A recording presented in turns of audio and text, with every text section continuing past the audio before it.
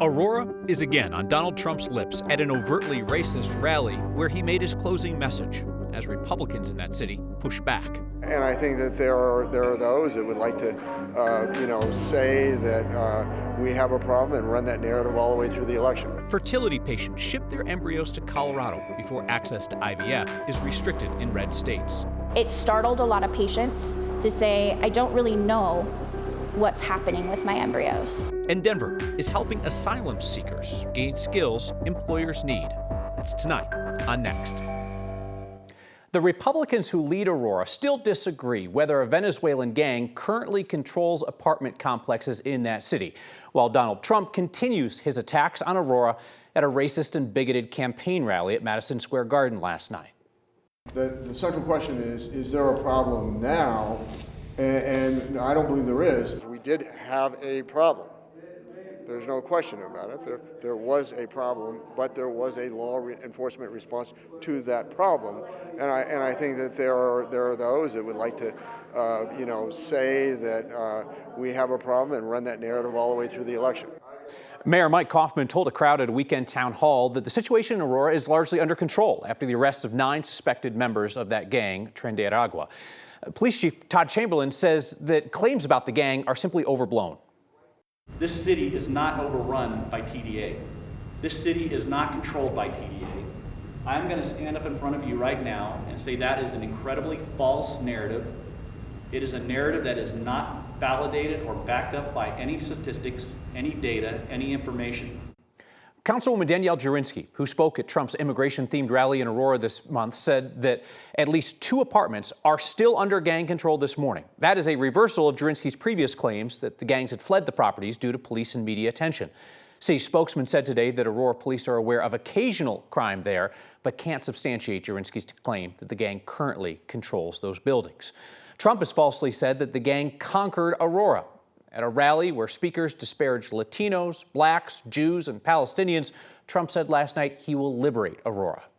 One of the deadliest and most vicious migrant gangs that Kamala has imported into our country is the savage Venezuelan prison gang.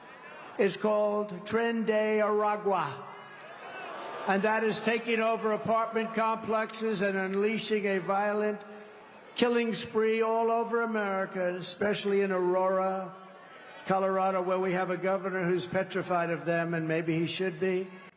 Trump has vowed that his massive deportation of more than 20 million people in this country without documentation will begin in Aurora. On the west side of Yosemite Street, Denver's Asylum Seekers program is now in its second phase, teaching migrants hands-on skills for industries. Our Angeline McCall has that. When arriving in the United States, they didn't expect to pursue their passions so quickly. An opportunity came to be part of the Work Ready program with the Denver Asylum Seekers program. After completing skills like English and resume building, participants are learning more hands-on skills. For some, they're continuing down the same career path they did in South America, and others are trying something they've never had the chance to before. La pasión mía era estudiar culinaria, pero nunca pude. Falta de casa, falta de oportunidad. They are very strong people, and they have all the willingness to learn and to succeed. Mayra Juarez oversees the Work Ready course with her team at Centro de los Trabajadores. This group chose hospitality instead of another option like construction or childcare. So they consciously pick that path, and I think that's another agency that we offer, which is very rare with our immigrant community. Usually when we arrive, we say, we just take whatever, like to survive. Instead of surviving, they get to make a choice. Ese es mi sueño, ahora en estos momentos más, con esta oportunidad que me brindaron aquí en los Estados Unidos, y quiero ser un chef, como dice el profesor Lee, de los más grandes, arriba. A choice to pursue a passion as they build a life here. De verdad que ha sido una bendición para nosotros. No nos los esperábamos de verdad. Centro de los Trabajadores specifically chose industries that are in need of workers here in Colorado, with the three including construction, hospitality, as well as construction, so that it benefits not only the participants, but also the local Colorado community here.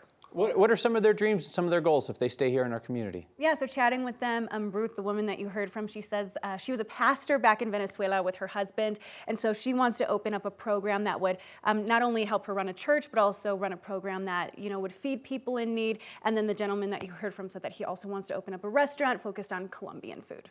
All right, very cool. Angeline, thank you very much. Fertility patients from out of state are sending their frozen eggs and embryos to Colorado out of fear that Republicans might roll back IVF access. Our Kelly Rinke was in Boulder when a shipment arrived from Alabama. If you scroll up, so we're going to import her specimen details. Each detail is more than a number. So she now has an official record as a patient. Yeah, that's right. A facility in Boulder is holding a family's future. This is the Tomorrow Biorepository. So we store and manage human reproductive tissues. Tomorrow is caring for frozen eggs and embryos for thousands of patients. Their job became more critical after the Supreme Court overturned Roe v. Wade. That is one of the reasons why we chose to open our facility here in Colorado, because it gives that patients, you know, that security that you know, the legislature is less likely to get involved in their care. Kaylina Spees said more and more patients from out of state started sending their specimens here. Today's shipment comes from Alabama. So we're like, I need to get my patients out of Texas because I don't know if I'm ever going to be able to A, use them, or B, make a decision if I'm done creating a family. A woman sent her embryos hundreds of miles away because of a ruling in February by Alabama's Supreme Court. The decision equated embryos to unborn children. It really brought to light patient choice, with patients not sure what their choice was. Lawmakers in Alabama stepped in and passed a law to protect IVF providers from being sued, but the court ruling sparked panic and prompted patients to move embryos to other states with less restrictive laws like Colorado. She can make the decision to discard her embryos. She can make the decision to adopt her embryos. She can make the decision to donate them for research purposes, for training purposes. Until she makes a decision. Here. Tomorrow goes through a meticulous process to safely store them in Boulder. This beacon is E016. Those digits represent so much more. They're not numbers. These are people. So this says Posey Alicia. This is a future family, potential future family that is in your hands. Alicia's embryos will be cared for in Colorado when options at home feel limited and uncertain. You know, the patient has that peace of mind of where her specimens are stored and can know for certainty that her embryos are safe. Kelly Rinke, 9 News. Tomorrow Life Sciences says inquiries from patients have gone up 60% this year. We should note, Colorado state law does not spell out specific IVF protections, but reproductive rights advocates hope that the current ballot measure in November to enshrine abortion rights in the state constitution would also protect IVF care if the federal government declared personhood for frozen embryos. I want to thank you for the incredible generosity that you showed the food rescue nonprofit Vindicate through your latest Word of Thanks microgiving campaign. They keep tons of food out of landfills in northern Colorado each year and give to people through a free market. Between the one-time donations and the monthly giving to the Word of Thanks Fund, you raised more than $30,000 to support their work. You have now raised $13.5 million for nonprofits across Colorado. You know the drill. If you have heard of a great nonprofit that could use our help, let me know. Email next@9news.com, or you can always text NEXT 303-871-1491. Denver's first snow could be just around the corner. As meteorologists remind us, the snow season is a marathon, not a sprint. After an unexpected closure, a newspaper that serves Denver's homeless community is back up and running. We've both been on this school leadership journey really since we met. It was a passion point of us when we were teachers. They are partners in teaching and in life. Next. A month after the Denver homeless community lost its voice, that newspaper, the Denver Voice, is back up and running, providing jobs and a platform for people without a home in our community. The Denver Voice newspaper paused operations in September. At the time, leaders said they didn't have the funding to pay their staff, cover printing expenses, and support their unhoused vendors who sell copies of the paper. The paper and its vendors hoped that the shutdown wouldn't last forever, and sure enough, they now say that they have rallied enough community support to keep things running for now.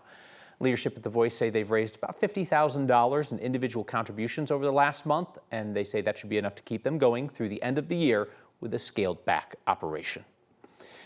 As you know, it has been a record warm fall. Still waiting on the first snowfall of the season on the Front Range. Typically, we see snow here before Halloween. First snow of the season in Denver has come after Halloween only 28 times in recorded history. There's a chance we could see some snow Denver on Wednesday. That would be our last chance before November. And our meteorologists want to remind everybody the later start does not necessarily have a big impact on our snowpack up in the mountains because it's usually the month of March that really makes or breaks the snow season in Denver. Forecast for November does not look promising, though. Overall outlook shows a drier than normal month. Really has been an exceptionally warm and dry fall, Kathy. It absolutely has, and today really was kind of a signature of that headline with a record-tying high of 82 degrees, and it's almost November. In spite of the afternoon cloud cover, temperatures ran about 20 degrees above average, and we had just enough of a break in the cloud cover with the southwest winds to get to this 82 degrees. That record set back in 2016. And then we're going to flip or swing the pendulum the other way. Wednesday night, we go under a freeze watch for temperatures in the mid-20s. So some big changes afoot for sure. Temperatures have come down out of the 80s to 68 currently in Denver, still 70s to the south of us. And we're watching that cloud deck out there. Yesterday, that pretty mountain wave cloud kept us from hitting 80. Today, we had a break in the clouds, and now the wind coming in ahead of this main trough of low pressure. And this trough has cold air support. So mountain ski resorts that have been trying to make snow and get going to open and operate their services may be able to do that after this next system. In the meantime, wind has become a big issue in the foothills, and we're watching for red flag conditions to be extended out. Red flag warning, high wind wash, gusts of 40 and 50 miles per hour possible. Humidity values in the single digits and teens tonight and tomorrow, ahead of a system that will bring snow. Winter weather advisories out from Steamboat, Aspen down to Telluride. Over a foot of snow expected at many of your favorite ski resorts. So this storm will be impactful for you. We've got cold air coming, hard to believe, with 82 today, and rain and snow for Denver. The heaviest snow will stay over elevated terrain, and of course the big story, hard freeze likely Wednesday night into early on Halloween. But it's possible, I'm saying there's a chance we could see our first measurable snowfall in Denver here as we wake up to a rain-snow mix on Wednesday. Mild tonight, all the moisture tonight and tomorrow stays west of the Continental Divide. Denver dry throughout the day with a few rain showers late in the day. It's not until tomorrow night that we see that rain mix with snow. So a smidge cooler at 63 tomorrow, mid-40s with a morning mix. Hard freeze Wednesday night, but Halloween doesn't look scary at all with sunshine and 58 degrees. Together, two teachers worked their way up to the principal's offices, finding love along the way. And a species that was once on the brink of extinction turned up randomly in Colorado. That's next.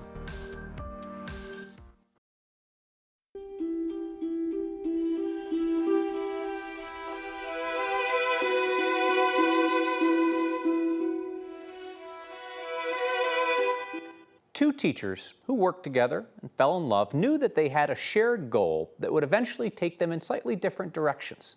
Each hoped to one day have a school of their own as principal. Our Byron Reed has their story. The role of a school principal takes commitment. I just want school to be a happy place that prepares kids for their version of happy down the road. It's a part of the job that makes Amanda Thanos feel at home at Westridge Elementary in Littleton. I love being the principal at Westridge. I really have been fortunate to fall into this community. But when it comes to her own version of happy, it is. Her husband John comes to mind. We were taught at the same school. So we were at a school that had 3rd through 8th grade. He was teaching middle school, I was teaching elementary. And kind of went from there. How they met. Amanda was my assigned mentor when we worked together. And their careers, principal, Chatfield Senior High School, go hand in hand. We've both been on this school leadership journey. Really since we met, it was a passion point of us when we were teachers. We took our principal license test on the same day in the same room. He took longer, but we got the exact same score, which was good because we're a little competitive. So. The two are the only married principals in Jeffco Public Schools. They both share the same passion for community and education. A lot of our values overlap with our family too, so that's been really great, just of resilience, toughness, positivity, and really wanting our kids at home and our kids here at school to thrive and be adaptable. It's a marriage of two principles with a key ingredient. Understanding. And dedication to stick with a promise to their students. Very fortunate to have her just in that place in which she understands what it's like to serve a community and steps up so that we can really share in that and do it together. For next, we want to create some happy memories along the way, and principals really can empower others to do that. I'm Byron Reed.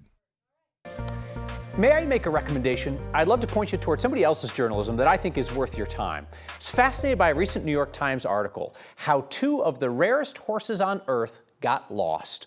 It starts with a horse rescue in Aurora where the owner, Hannah Huckabee, snapped up a mule at auction to give it a second chance. When she got home, she had a sneaking suspicion she hadn't bought a mule after all, but what's called a Przewalski's horse, a rare endangered breed from Mongolia that conservationists have spent decades trying to bring back from the brink of extinction. And it turns out she was right, and it also was not the only Przewalski's horse that mysteriously turned up at a livestock auction in the West. The article dives into how these horses, which are primarily in zoos these days, including Denver's, made it to the auction block without anybody noticing, why that might be a good sign for the breed's rebounding population. You can read the full story about those horses on our social media accounts, and it's linked on the recommendation page in the next section of 9news.com. We are back with your feedback after this. Thank you. It's a sign that maybe some things are more adoptable than others. Olivia sent us an unfortunate juxtaposition she spotted along the highway in Arvada. Available for adoption, she says. Rattlesnakes live in this area. Well, no thank you. I'm not interested in adopting a rattlesnake. I don't care how cute they are. Perhaps it's the highway that's up for adoption. I don't know. The signs are right next to each other. If you see a sign that makes you do a double take, email it our way, next@9news.com. Or you can text next, 303-871-1491. Mark writes in, this is kind of wordy, but bear with me, all right? Mark says, here in Colorado, we say, he who propagates the use of the word racist and nonstop uses the word racist is in fact a racist. So what does that say about you, Kyle? Well, Mark, first off, I'm not sure that anybody actually says that. And secondly, I would say that sounds like a really convoluted way for you to defend a racist that you like, or racism that you like, or maybe both. Neither are very Colorado to me. See you next time.